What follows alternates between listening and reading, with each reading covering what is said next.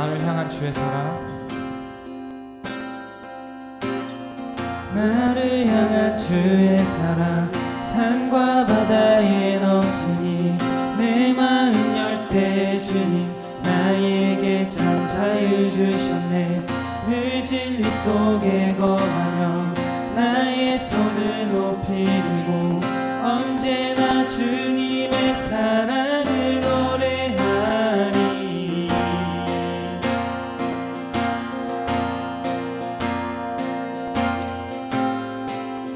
다시 한번 고백할까요? 나를 향한 주의 사랑.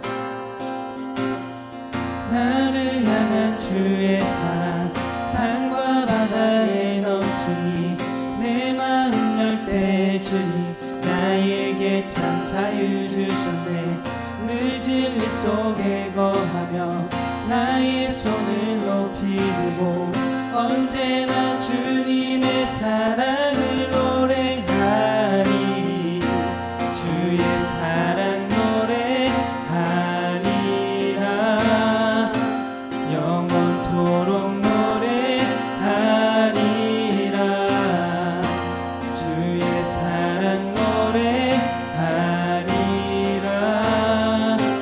영원토록 노래하리. 주의 사랑 주의 사랑 노래하리라.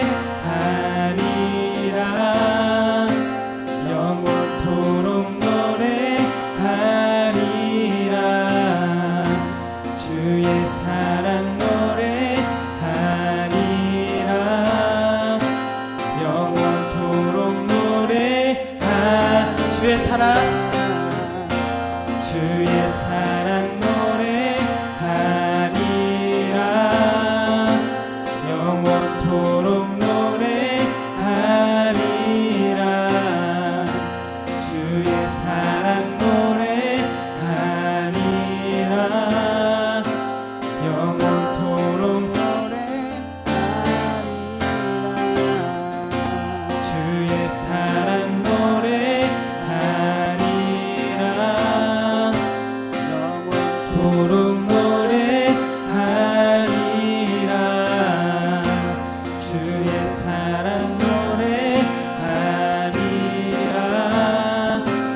영원토록 노래하리라. 내가 춤을 출 때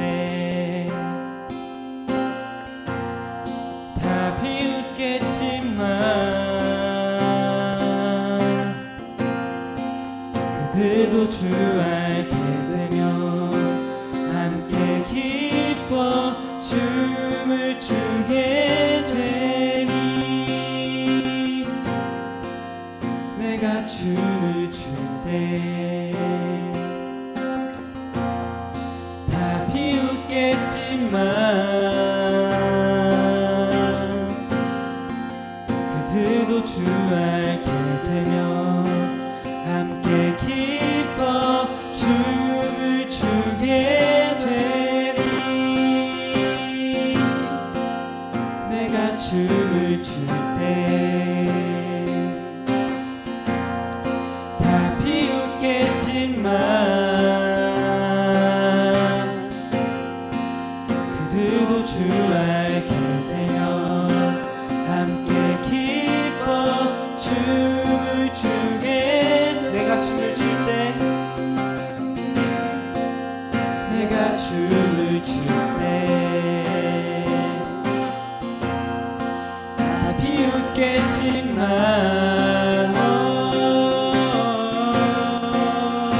또 주 알게 되면 함께 기뻐 춤을 추게 되니.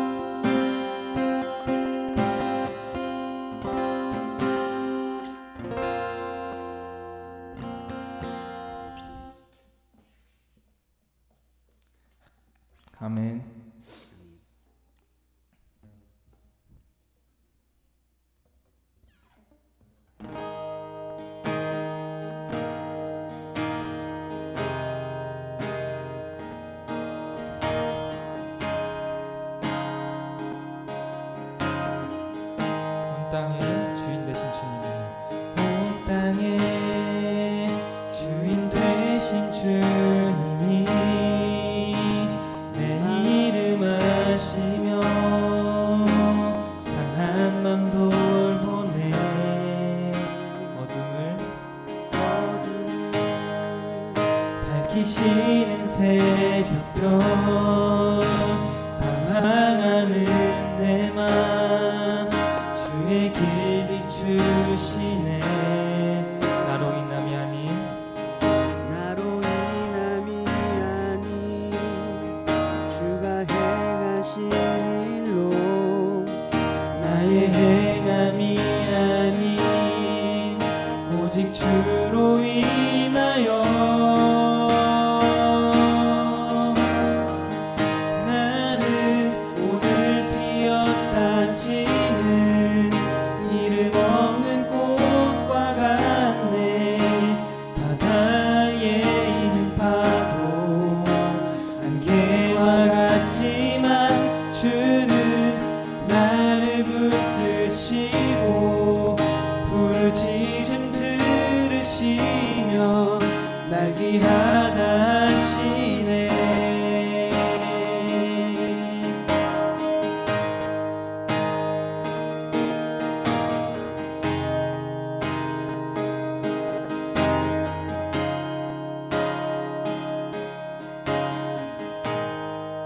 주님은 나의 죄를 보시고 사랑의 눈으로 날 일으키시네. 바다를 잠잠하게 하시듯 내 영혼의 폭풍 고요케 하시네. 나로 인함이 아닌 주가 행하신 일로 나의 행함이 아닌 오직 주로 인하여 나는 오늘 피었다 지는 이름 없는 꽃과 같네. 바다에 있는 파도 안개와 같지만 주는 나를 붙드시고 부르짖음 들으시며 날 귀하다 하시네. 나는 오늘 피었다 지는 이름 없는 꽃과 같네. 바다에 있는 파도 안개와 같지만 주는 나를 붙드시고 부르짖음 들으시며 날 귀하다 하시네. 나 오직 주의 것 나 오직 주의 것 나 오직 주의 것 나는 오직 나 오직 주의 것 나 오직 주의 것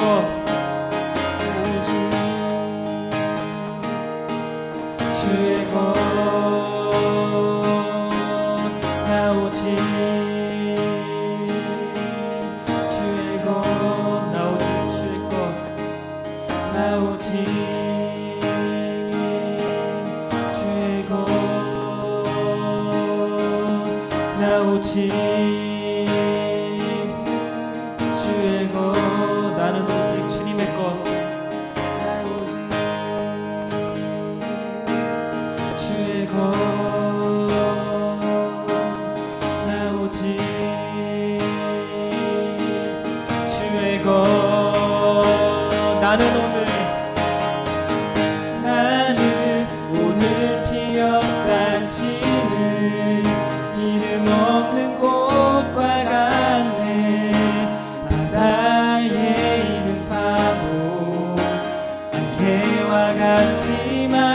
주는 나를 붙드시고 부르짖음 들으시며 날 귀환하시네.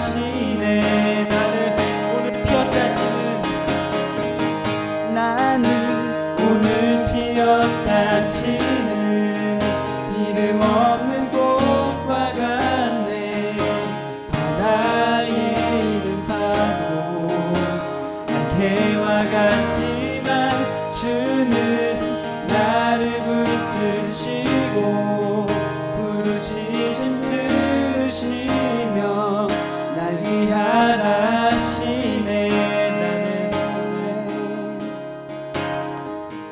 나는 오늘 피었다 치는 이름 없는 꽃과 같네. 바다에 이른 파도 안개와 같지만 주는 나를 붙드시고 부르짖음 들으시며 날 귀환하시네.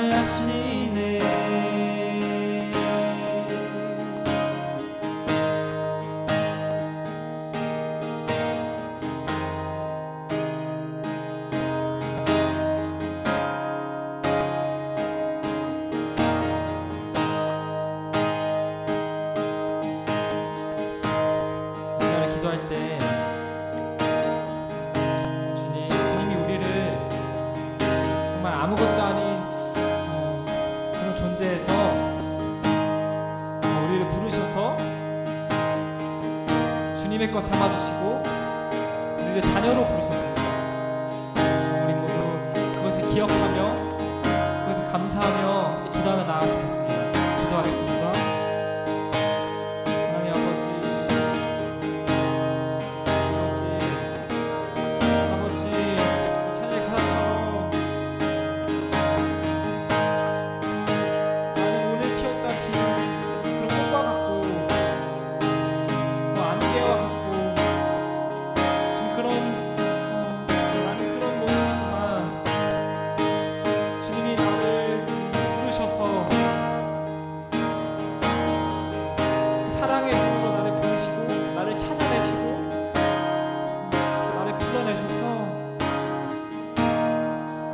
주님의 것이라고 너는 내 것이라고 주님 그렇게 얘기하시는 주님의 음성에 귀 기울입니다.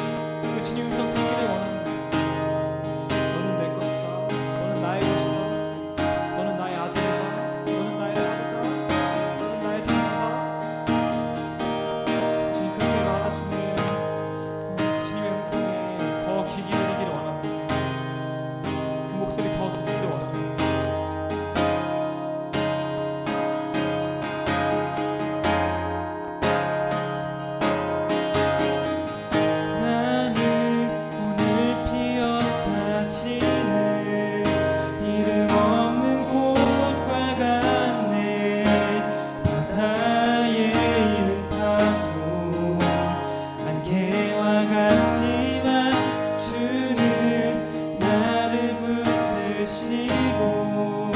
부르짖음 들으시며 날 귀환하시네.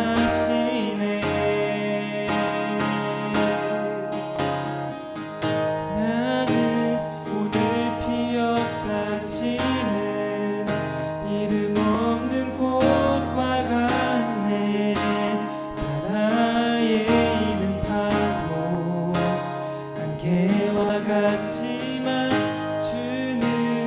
나를 붙드시고 부르짖음 들으시며 날 귀환하시네.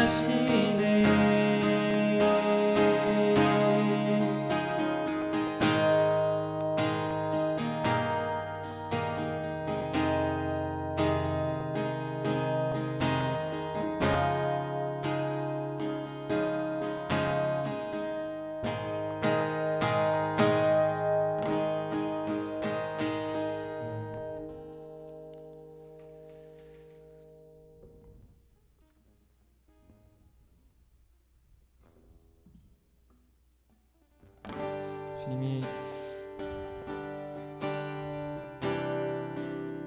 우리를 그런 존재에서 우리를 정말 보잘것없는 그렇게 우리가 그렇게 생각하고 우리가 그렇게 스스로를 낮추고 있을 때 주님 찾아오셔서 너는 그렇지 않단다. 너는 나의 것이란다. 주님 그렇게 이야기하시며 끝까지 우리를 사랑하십니다. 그래서 이번에 주님께 드릴 찬양은 우리 앞에 우리 마음 가운데 우리 스스로를 그렇게 낮추고 있는 마음들이 있다면 그럼에도 불구하고 사랑하시는 그 주님 앞에 우리 마음 다 털어놓고 제가 나아가기를 원합니다.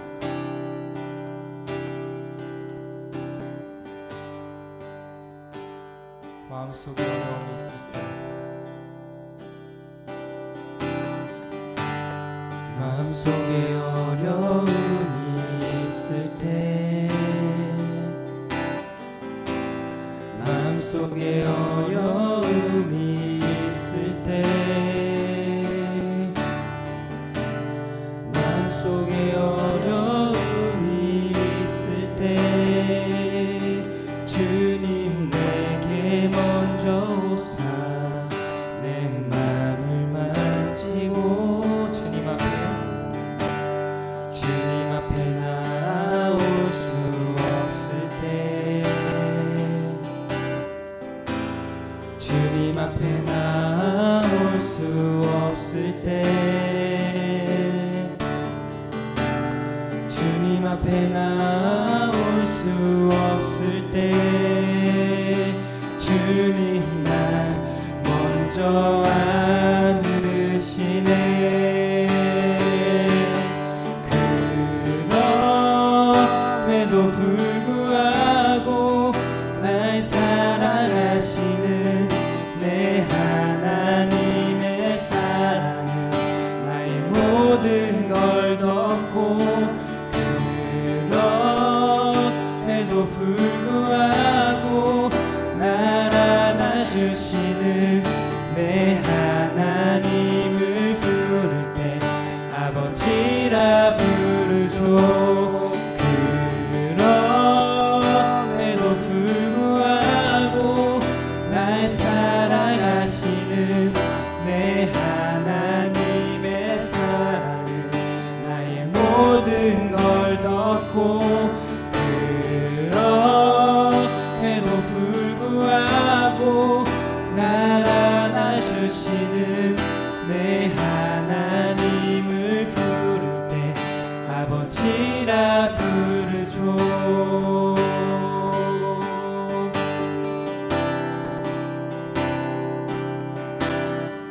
이 찬양의 가사를 다시 한번 곱씹어보면서 마음속에 어려움이 있을 때 마음속에 어려움이 있을 때 마음속에 어려움이 있을 때 마음속에 어려움이 있을 때 주님 내게 먼저 오사 내 맘을 만지고 주님 앞에 나올 수 없을 때 주님 앞에 나올 수 없을 때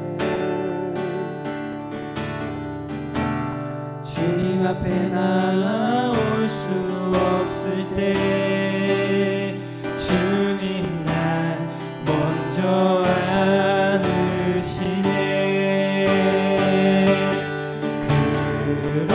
그럼에도 불구하고 날 사랑하시는 내 하나님의 사랑은 나의 모든 걸 덮고 그럼에도 불구하고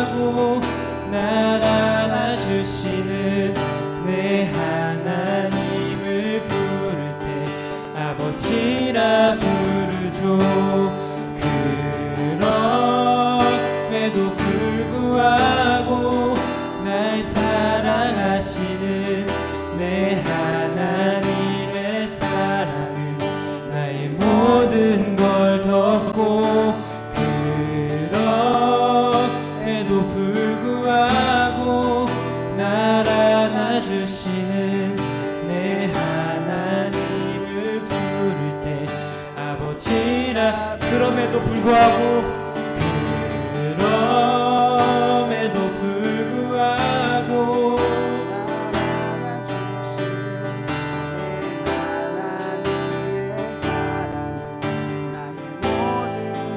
덮고 그럼에도 불구하고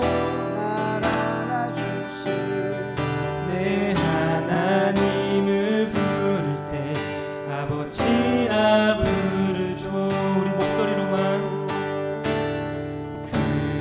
그럼에도 불구하고 날 사랑하시는 내 하나님의 사랑은 나의 모든 걸 덮고 그럼에도 불구하고 날 안아주시는 내 하나님을 부를 때 아버지라 부르죠.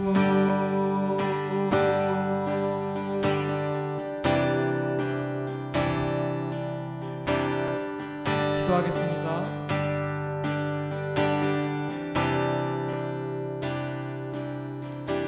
하나님, 이 시간 우리가 예배 가운데로 나아갑니다. 주의 약속이 우리를 나아가게 하고, 주의 약속이 오늘의 우리를 서 있게 하고, 주의 약속이 목적 없는 우리가 나아갈 길을 발견하게 하고, 주의 약속이 흔들려가는 우리들의 삶에 하나님의 사랑을 온전히 깨닫게 하셔서 이 땅을 밟고 힘있게 살아가도록 당신의 사랑받는 자녀로 나아가게 하심을 믿습니다.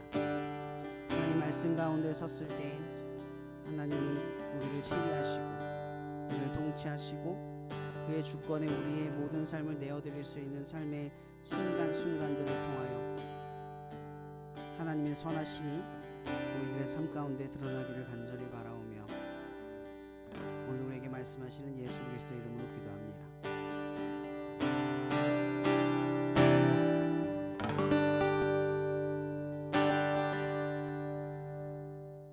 약속이라는 주제를 가지고 말씀을 전하려고 합니다. 기독교 복음이 믿음에 대해서 이야기를 하고 있지만 모든 종교가 가진 궁극적인 목적은 구원을 받기 위해서요. 결국 인간이 종교를 믿는 가장 큰 이유, 그 목적, 그건 구원 때문이에요. 이런 구원의 종류는 되게 많지 않아요? 이런 인생에 있어서 구원은 또 달라요. 무신론자라고 말할 수 있는 신앙이 없는 사람들이 말하는 구원은 뭘까요? 결혼이겠죠. 아니면 집을 사는 것, 차를 사는 것, 취업을 하는 것, 좋은 대학을 가는 것. 이런 구원이라고 하는 형태는 되게 많아요. 구원은 딱 쉽게 말하면 이런 단어로 풀어볼 수 있죠. 내가 그걸 얻으면 행복할 거야. 내가 그걸 얻으면 좋아질 거야 라고 생각하는 것. 이러면 이런 게 구원이에요. 내가 무언가를 얻거나 무언가를 성취하거나 무언가에 도달을 하면 구원을 받겠다 라고 하는 게 종교적인 믿음이죠. 그래서 종교라는 것을 생각해 봅시다. 종교라는 것을 선택을 할 때 그것이 개인의 자유, 개인의 가치에 따라 선택할 수 있는 것이라면 여러분 그것은 절대적인 어떤 존재에 대한 믿음이 아니라 나의 선택인 거죠. 그건 만들어진 신에 불과한 거예요. 내가 선택할 수 있는 신은 신이 아니죠. 우리가 믿고 있는 신은 절대적이어야 돼요. 전능해야 돼요. 완벽한 계획을 갖고 계셔야 돼요. 그분은 선하셔야 돼요. 우리가 생각하는 범주를 넘어서는 무언가가 있어야만 해야 신이죠. 예전에 제가 어떤 책을 읽었을 때 그 책에서 이런 말이 있어요. 이해할 수 없어서 신이다. 이런 살면서 이해할 수 없는 일들이 많이 벌어지지 않아요? 가끔 어떤 사람이 우리에게, 기독교인인 우리에게 질문할 때가 있잖아요. 하나님이 계시다면 왜 이런 일이 벌어지죠? 우리는 답을 할 수가 없을 때가 참 많아요. 그럴 때마다 우리는 종교적 한계를 느껴요. 왜 이런 일이 벌어질까? 하나님은 어떤 의도를 가지실까? 모를 때가 참 많아요. 그러나 한 가지 분명한 건 있죠. 그리스도인들이 아는 분명한 사실. 우리가 이해하지 못하는 그 너머에 하나님의 목적하신 바가 있다라고 하는 믿음이라는 게 있어요. 그래서 그리스도인들은 하나님이라면 왜 이런 일이 벌어질까요? 라고 질문하면서도 그 의심 속에서도 믿음을 가져요.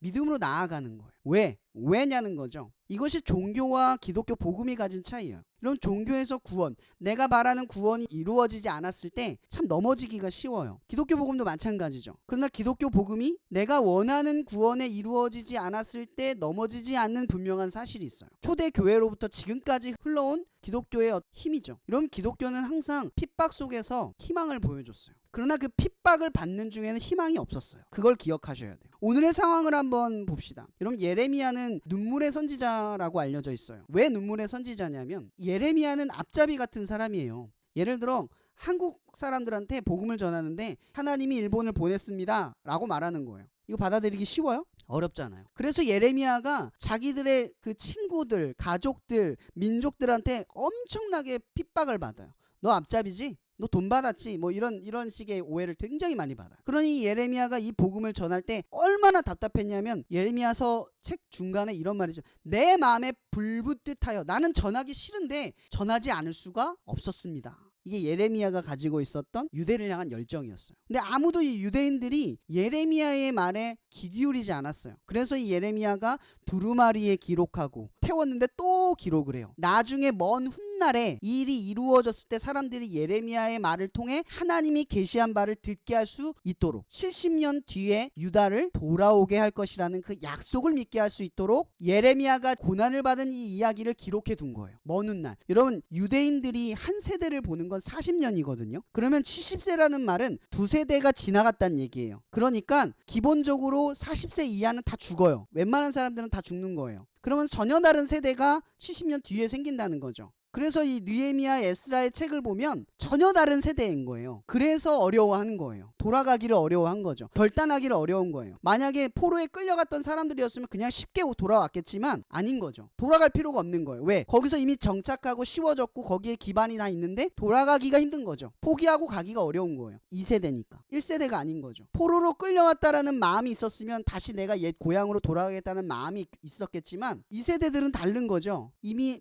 아버지, 부모님이 만들어놓은 기반을 통해서 살아가는데 전혀 문제가 없어요. 그 당시 바벨론 땅은 어때요? 부흥하는 도시잖아요. 굳이 그 도시를 떠날 필요가 없는 거예요. 그런 이야기에 속사정이 있는 거예요. 이 예레미야가 지금 어떻게 보면은 예배는 성대하게 드리고 어느 때보다 신앙심이 가득한 사람들의 모습들이 나타나요. 여러분, 이 시대에 선지자들이 왕 앞에서 하나님의 계시라고 하면서 얼마나 많은 이야기를 해요. 이런 믿음이 없는 시대가 아니에요. 신앙이 없는 시대가 아니에요. 여기 여호와라는 신의 그 신앙심이 사라진 시대가 아니라 오히려 신앙적으로는 더 성장한 시대예요. 근데 어떤 일이 벌어지냐 하면 그냥 하나님을 믿는 것에 대한 오해가 쌓이기 시작했다라는 거예요. 그냥 예배를 드리는 것으로 끝나는 거예요. 삶으로 돌아와서 내가 하나님을 위해서 살겠다. 그런 식의 요구들이 점점 희박해져가는 시대였다라는 거죠. 이러면 하나님이 그 시대를 치기 시작을 하는 거예요. 저는 고민을 한번 해봐요. 이러면 하나님이 유대와 이스라엘을 구원하기 위해서 선택한 방식이 뭐예요? 성전을 무너뜨리고 성벽을 파괴하는 거예요. 그것을 통해서 유대를 구원하려고 하시는 거예요. 하나님의 목적이 성전을 파괴하는 것과 성벽을 파괴하는 것에 있습니까? 그것을 경고하는 것에 있어요? 그 고난을 주는 것에 목적이 있냐고요. 오늘 본문의 예레미야가 유대인들에게 이야기할 때 유대인의 마음에 걸린 건 하나님이 계시면 왜 성전을 부수고 왜 성벽을 부수고 유대를 망하게 하냐는 거죠. 우리는 하나님의 선택받은 민족인데. 여러분들도 똑같잖아요. 코로나를 경험한 여러분들 어때요? 여러분들도 그리스도인이잖아요. 그런데 세상 사람들처럼 똑같이 지금 방역 지침을 따르고 쇠약함의 길을 걷고 있고 어려움을 겪고 있고 심정적인 곤란을 똑같이 겪고 있어요. 그러니 세상 사람들도 우리한테 말할 수 있잖아. 하나님 계시면 이거 뜻이 뭐야? 왜 이러는 거야? 라고 질문할 수 여러분 답하기 어렵잖아요. 코로나의 목적이 있다는 게 아니죠. 하나님의 목적은 지금 이 상황의 목적이 있는 게 아니에요. 지금 이 시간의 목적이 있는 게 아니라는 거죠. 이 시간 너머에 있는 무언가를 바라고 계시다라는 거예요. 우리는 그걸 바라볼 수 있어야 한다라는 거죠. 약속. 그래서 오늘 주제가 약속이에요. 본문 1절에서 4절의 말씀을 쭉 비교를 해보니까 마태복음 10장 16절의 말씀과 대치가 돼요. 보라, 내가 너희를 보냄이 양을 이리 가운데 보낸 같도다. 그러므로 너희는 뱀같이 지혜롭고 비둘기같이 순결하라. 사람들을 삼가라. 그들이 너희를 공회에 넘겨주겠고 그들의 회당에서 채찍질하리라. 또 너희가 나로 말미암아 총독들과 임금들 앞에 끌려가리니 이는 그들과 이방인들에게 증거가 되게 하려 하심이라. 이러면 지금 유대가 끌려갈 때 이러한 상황인 거예요. 바벨론이라는 땅에 끌려가서 이리 가운데 양을 보냄과 같이 여호와의 말씀을 품고 가는 사람들을 사람들은 그러한 부딪힘을 가지고 그곳에 정착하게 된다라는 거죠. 여러분, 예수님이 여러분들을 구원하셨어요. 근데 데려가지 않으셨죠. 제자들을 어떻게 하셨어요? 땅에 두고 가셨어요. 하늘로 데리고 가는 게 아니라 그냥 땅에 두고 간 거예요. 이런 저는 고민해봐요. 구원이 목적이었다면 왜 데려가지 않았을까? 하나님의 더 큰 목적이 있다라는 거죠. 우리를 구원함과 동시에 우리를 남겨두신 바에 이유가 있다라는 거예요. 저는 여기에 초점을 한번 잡자는 거죠. 그리고 본문 5절에서 6절의 말씀은 또 이렇게 배치가 돼요. 히브리서 10장 25절. 모기를 패하는 어떤 사람들의 습관과 같이 하지 말고 오직 권하여 그날이 가까움을 볼수록 더욱 그리하자. 여러분, 그리스도인들이 세상의 어떤 분열, 어떤 어려움 속에서 각자가 흩어지는 그런 시대를 겪고 있어요. 언택트의 시대라고 하죠. 그러나 기독교 복음, 그리스도인들은 전혀 다른 길을 걷고 있어요. 저희들도 지금 어떻게 하고 있나요? 모임을 갖지 못한다고 해서 예배를 드리는 일을 포기했거나 예배를 드리는 방식의 지혜를 쫓지 않거나 멈추고 있나요? 오히려 어떠한 수단과 방법을 가리지 않고 모이기에 힘쓰고 있는 거예요. 이게 그리스도인들이 가진 특징이에요. 이 모이는 것을 통해서 우리는 뭐를 가르칠 수 있냐면 세상에 사랑으로 하나 될 수 있다라는 걸. 어떤 방식이, 어떤 상황이 벌어져도 우리가 하나 되는 방식이 무너질 수 없다라는 걸 말할 수 있다라는 거죠. 이것이 바로 기독교 그리스도인들이 보여줄 세상의 희망이 아닌가 생각해 봅니다. 그리고 7절. 너희는 내가 사로잡혀 가게 한 그 성읍의 평안을 구하고 그를 위하여 여호와께 기도하라. 이는 그 성읍이 평안함으로 너희로 평안할 것임이라. 로마서 12장 말씀이 떠올라요. 너희를 박해하는 자를 축복하라. 축복하고 저주하지 말라. 즐거워하는 자들과 함께 즐거워하고 우는 자들과 함께 울라. 서로 마음을 같이하여 높은 데 마음을 두지 말고 도리어 낮은 데 처하며 스스로 지혜 있는 채 하지 말라. 아무도 악을 악으로 갚지 말고 모든 사람 앞에서 선한 일을 도모하라. 여러분, 그리스도인들은 세상 가운데 이렇게 남겨진 거예요. 세상은 우리를 미워할 거예요. 예수님이 그랬어요. 나를 사랑하는 자마다 너희를 미워할 것이다. 그게 너희들의 증거라고 이야기하셨어요. 우리가 고난을 받고 오해를 받고 그런 식의 치군과 질문을 받는 건 너무나 당연한 일이에요. 왜? 사람들은 여러분들을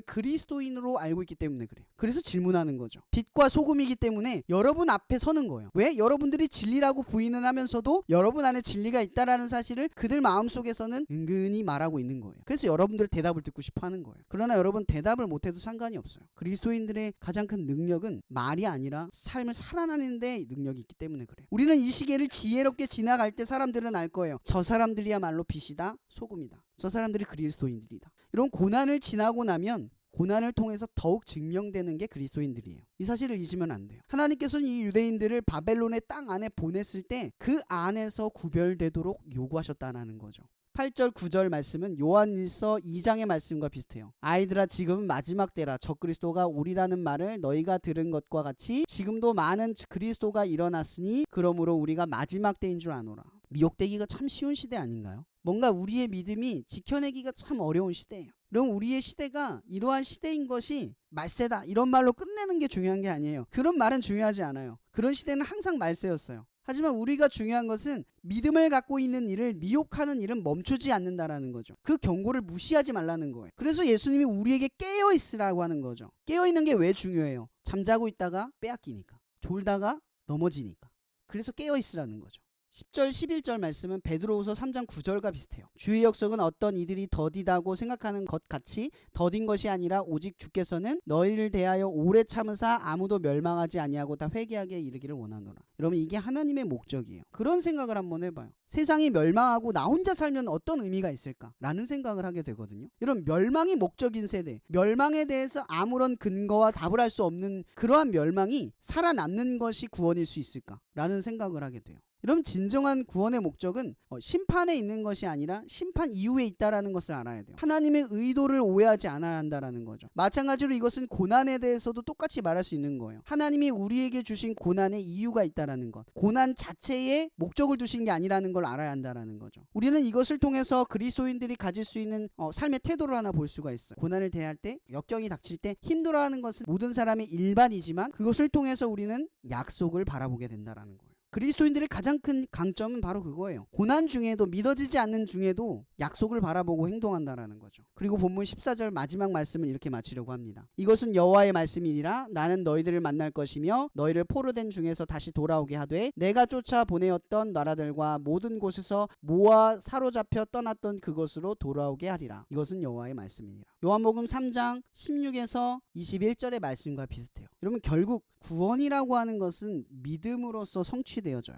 여러분, 종교적 믿음에서의 구원은 우리들의 행동에 모든 것이 달려있다고 말할 수 있어요. 그러나 기독교 복음에서의 구원은 하나님에 대한 오해가 사라져야 돼요. 여러분 여전히 우리는 고난에 대해서 고난 자체를 두고 하나님을 원망할 때가 많아요. 그 고난으로 하나님을 볼 때가 많다라는 거죠. 그러나 믿음으로써 온전하게 된다라는 것은 믿음을 통해서 하나님의 선한 의도를 신뢰할 수 있는 관계적 변화, 이게 필요하다는 거죠. 여러분 저는 이런 질문을 한번 던져보고 싶어요. 예수님께서 구원이 목적이셨다면 왜 십자가에 매달려 죽으심을 선택하셨을까? 그냥 당신의 권능으로 사람들을 믿는 자와 믿지 않는 자를 가르시고 하늘나라로 이끌어 가시면 그만일 텐데 왜 십자가의 죽음으로 우리를 구원에 이르도록 하셨을까라는 거죠. 그것이 바로 약속에 대한 이야기를 하고 싶어서 그래요. 여러분 예수님은 십자가에 매달려 죽으시고 부활하신 뒤에 제자들에게 말씀하셨어요. 나를 믿는 자는 멸망하지 않고 영생을 이루게 될 것이다. 그 약속을 남겨두고 저 하늘나라로 올라가신 거예요. 그리고 많은 사람들은 그 약속을 붙들고 지금의 교회가 이어지기까지 수많은 죽음을 뚫고 교회가 세워져 왔죠.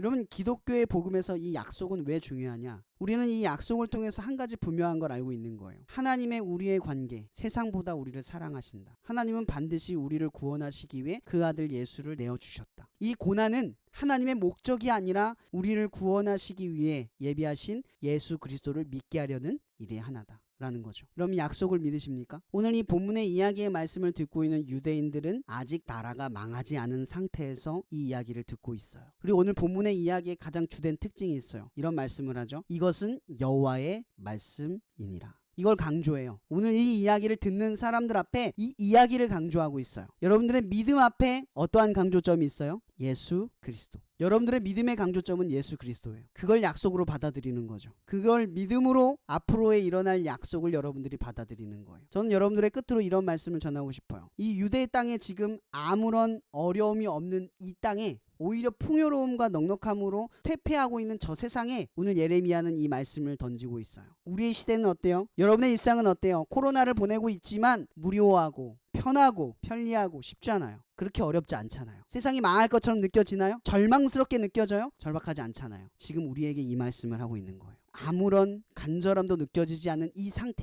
상태를 뒤흔들어서 말씀하시는 거예요. 이 약속을 우리에게 믿도록 이야기하시는 거죠. 여러분 약속은 언제나 믿는 겁니다. 여러분들의 참 구원은 무엇입니까? 여러분들의 원하는 바를 이루는 것에 있는 것입니까? 아니면 여러분들이 바라는 것에 있는 것입니까? 그러나 하나님의 참된 구원은 약속에 있는 줄 아시길 바랍니다. 드려지는 지금 이 예배, 말씀을 대하는 여러분의 삶은 영원한 삶을 위한 준비임을 기억하시기 바랍니다. 여러분 약속을 믿으세요. 그 약속을 붙들고 이 하루를 살아내는 여러분들이 되기를 주님의 이름으로 축복합니다. 기도하고 마칠게요.